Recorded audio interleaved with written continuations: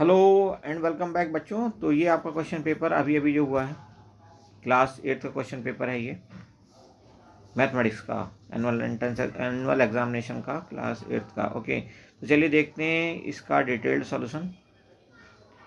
Channel को subscribe करिएगा और बेल आइकन को भी दबा के रखिएगा ताकि टाइम पे आपको समय रहते सारे वीडियोस मिल जाएं।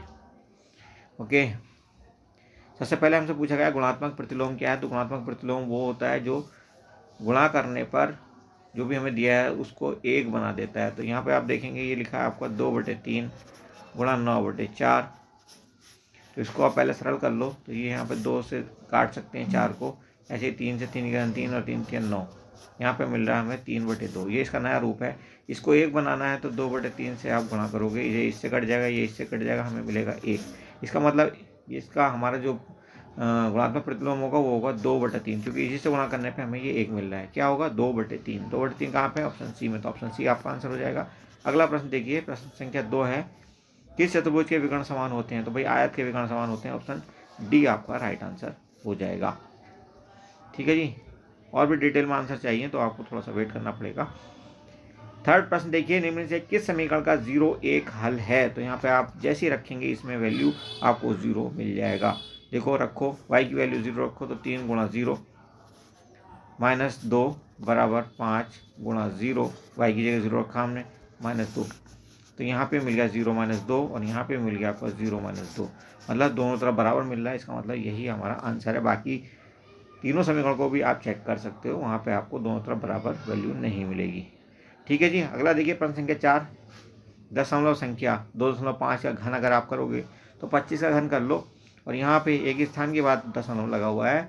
तो घन में चूंकि 3 बार गुणा करोगे 3 स्थान के बाद दशमलव लगेगा, इसका मतलब ऑप्शन डी करेक्ट हो जाएगा।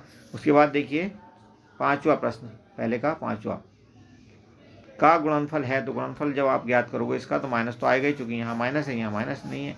ठीक है, तो जहाँ माइनस एक जगह माइनस एक जगह नहीं है, इसका मतलब प्लस माइनस माइनस होता है, तो माइनस तो साइन चाहिए ही चाहिए। तो ये हमारा आंसर नहीं हो सकता। उसके बाद देखिए p की पावर यहाँ 2 है और यहाँ क्या है 1, 2 और 1 3 होनी चाहिए p की पावर। तो यहाँ पे कहाँ पे 3 है, कहाँ पे 3 है, यहाँ भी 3 है, यहाँ भी 3 है, यहाँ भी 3 है। लेकिन यहाँ पे हमें देखो 2 लिखा है, यहाँ से 2 को 4 काटोगे तो 2 आ जाएगा। तो 3/2 भी चाहिए हमें, 3/2 भी चाहिए, p की पावर 3 भी चाहिए और q की पावर भी 3 चाहिए। बताओ कहाँ पे आ रहा है ये? तो ये आपका आ रहा है ऑप्शन ए में, पहला ऑप्शन आपका करेक्ट है। ठीक है जी, अगला प्रश्न देखिए, ये आपका इंग्लिश वर्जन है तो इसको हम बस दिखा रहे हैं, इसके अलावा आपको आंसर जो बताएंगे हिंदी में ही बताने वाले हैं अभी। अगर किसी को ऐसा लगता है कि हिंदी में समझ में नहीं आ रहा तो हमें कमेंट करें, हम उसको डिटेल में इंग्लिश सेक्शन में भी आंसर बना करके देंगे।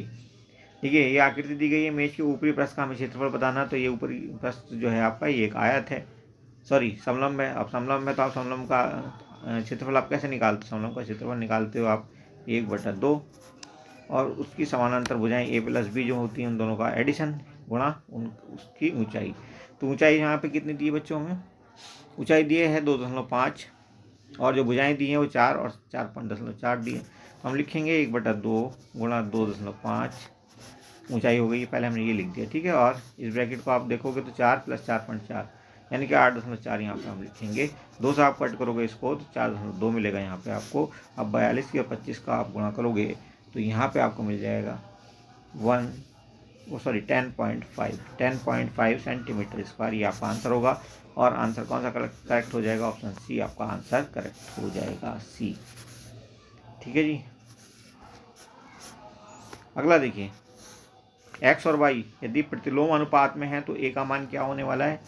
तो भाई फॉर्मूला क्या होता है, सूत्र ये होता है प्रतिलोम अनुपात का, x1 y1 = x2 y2। यहाँ पे वैल्यूज आप रखो, x1 का मान है 15 तो y1 का मान है 12 और x2 का मान आपको a दिया है, y2 का मान दिया है 9। इसको आप सरल करो। ठीक है, 15 12 वैसे भी 180 होता है, इसे 9 से डिवाइड कर दोगे तो ये आ जाएगा a = 20 और a = 20 हमें मिल रहा है ऑप्शन ए में। तो ऑप्शन ए हमारा आंसर। 8वां देखिए, ये हमें एक द्विघात समीकरण दिया है, इसके गुणनखंड निकालने। तो इसके गुणनखंड होंगे ये, ऑप्शन ए करेक्ट होगा।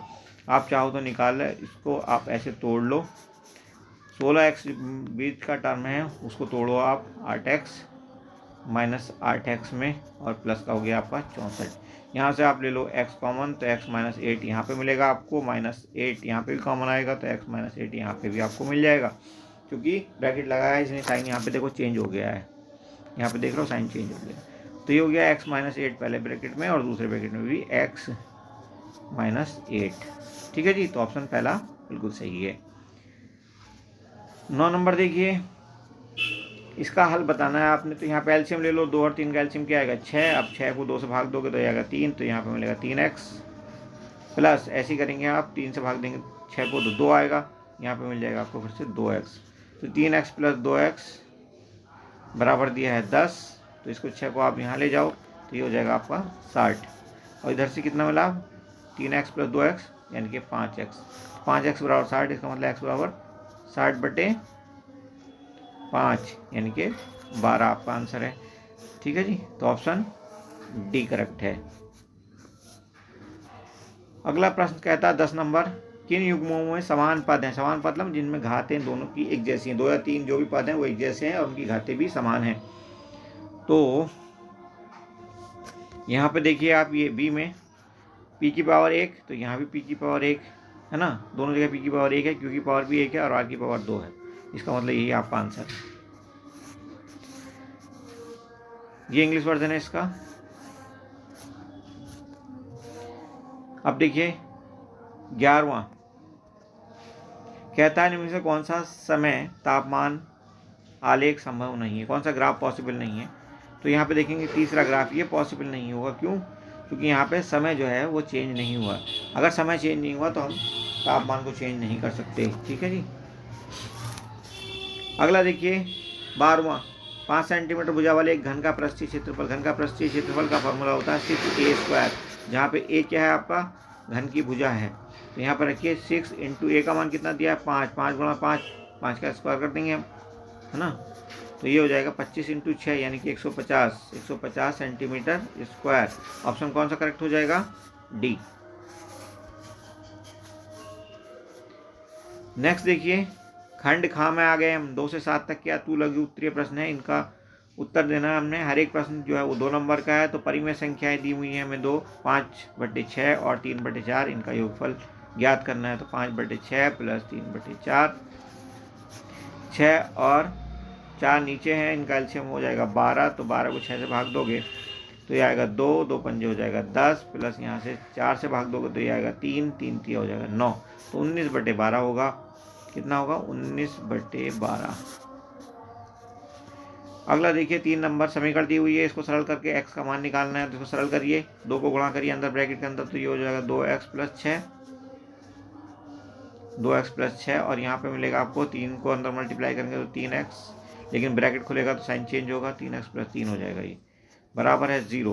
तो यहाँ पे 2x और यहाँ पे 3x, तो माइनस का x और यहाँ पे कितना है 6 प्लस का और 3 प्लस का 9 इज इक्वल टू 0। यानी कि हम कह सकते हैं कि x इज इक्वल टू 9, चूँकि इधर से माइनस में जाएगा 9 भी और x भी 9 माइनस में है, तो दोनों कट जाएंगे माइनस माइनस, तो x का मान आएगा 9।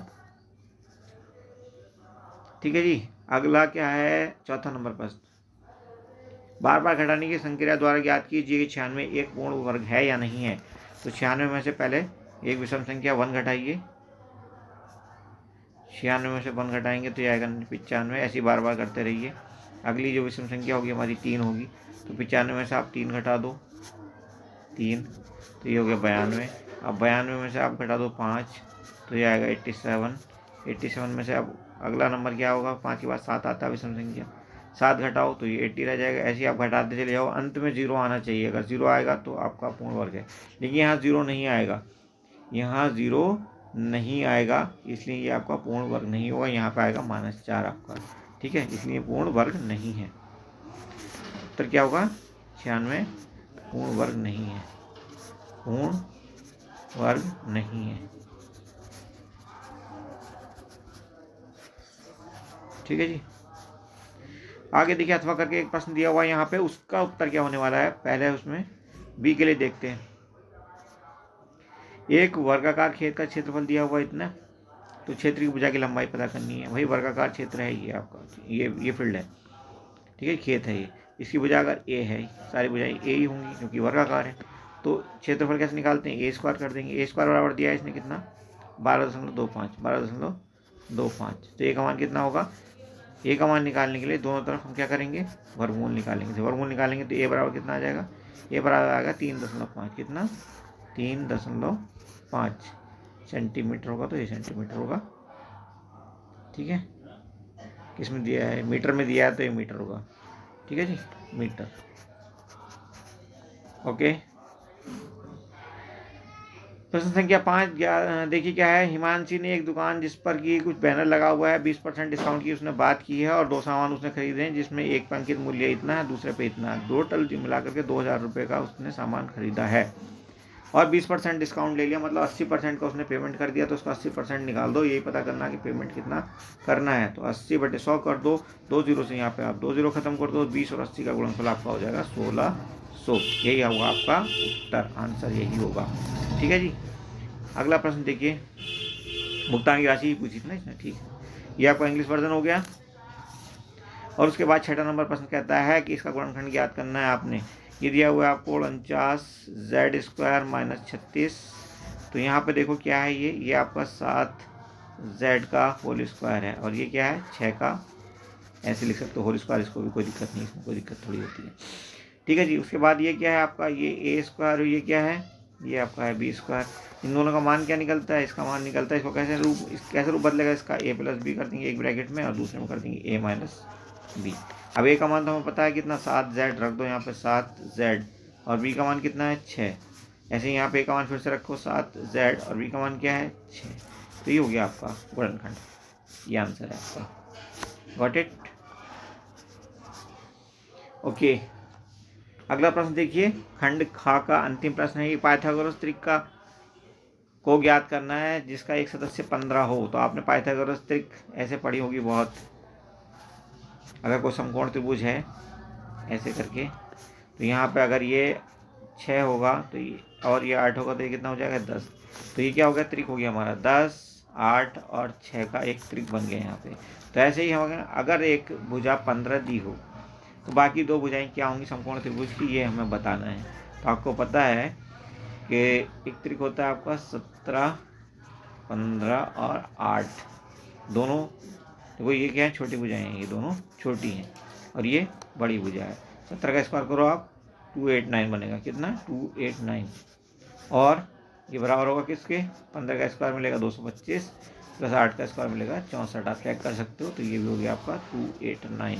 ठीक है जी, तो ऐसे करके ये ट्रिक होती है। हालांकि हम तो मुंजवानी भी कर सकते थे, बट हमने आपको सिर्फ आंसर बताने के लिए ये सवाल कर दिया। बाकी सवाल हम अभी आपको 5-10 मिनट बाद बचे हुए वीडियो मतलब जितने भी सवाल होंगे वो दूसरे वीडियो में डाल देंगे फटाफट। तब तक आप चैनल को सब्सक्राइब करके रखिए और थोड़ा सा वेट करिए। Thank you for watching, see you soon.